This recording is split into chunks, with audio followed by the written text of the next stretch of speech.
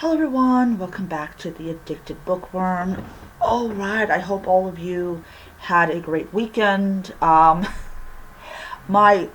my weekend is going pretty well. I'm very happy about that. Um, yeah, I am. Hold on a second, I had a little bit of dust in here. Alright, so yeah, I hope you had a great weekend. I had a great weekend as well.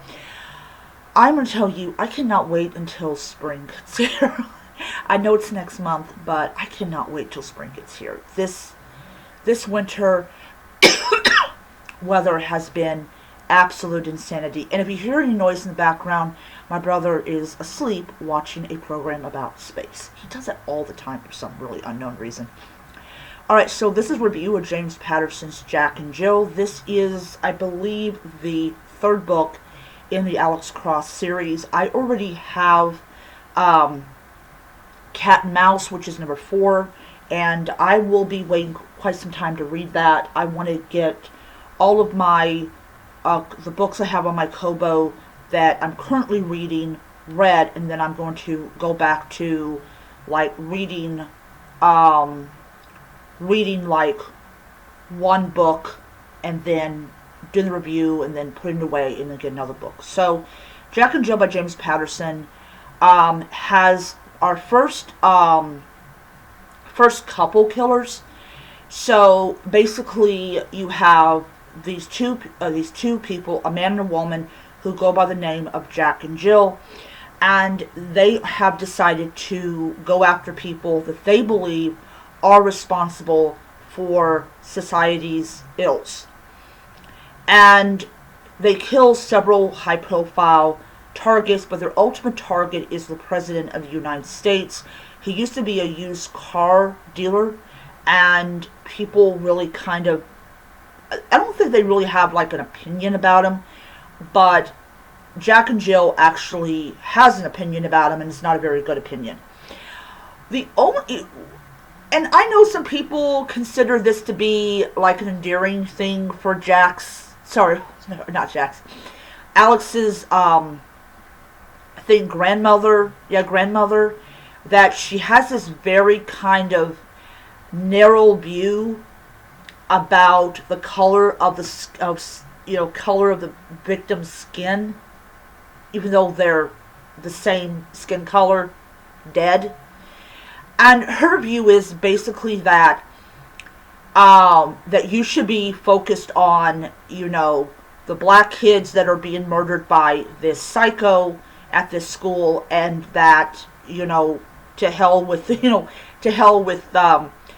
white people that are dead. And that's not how Alex is. That's not how Alex works. Alex does not look at skin color when he sees a corpse. He sees the same thing. They're dead. And especially when they are a psycho who believes they're smarter than Alex or smarter than the police. And that kind of thinking is something that really puts Alex in these very weird situations where he goes after these people that cut down people's lives, and he always kind of wonders, what is going on with this person? Why is this person doing what he or she is doing? And the thing about it is that when they do finally, so here's the thing about Jack and Jill. Jack ends up killing Jill, but not the real Jill. This is a girl who is Jill, but not the actual Jill. It's very complicated. What happens towards the end of this book was like, I was not expecting it. And here's something interesting is what happens to the real Jack and Jill at the very end of this book kind of leads me to believe that there is somebody else, or there is another Jack and Jill that decided to clean up the mess. But who are they cleaning up the mess for? We also have the discovery of who the child killers are, and it turns out to be a 13-year-old boy with very, very serious mental issues that went to a military school that taught him new ways to be extremely violent, which I'm thinking, dang, was that what we do to kids now?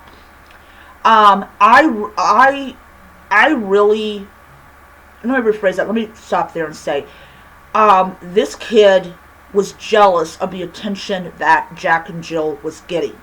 And he wanted people to know, I am more important than these two. But anyways, going back to my sentence, I was about ready to say, I really like the pacing of this book. I had maybe spent like a couple days not reading the book, but then I got right back into the book, and it was very easy for me to get back into the book. Overall, I enjoyed it. Alex Cross is, as I said before, is one of my favorite detectives. I really like how he works, how he thinks, how he operates. Gary Sogin is most likely going to be in the next book because he did pop up towards the end of this book. Anyways, gave it 5 stars on Goodreads. It was a excellent, excellent book.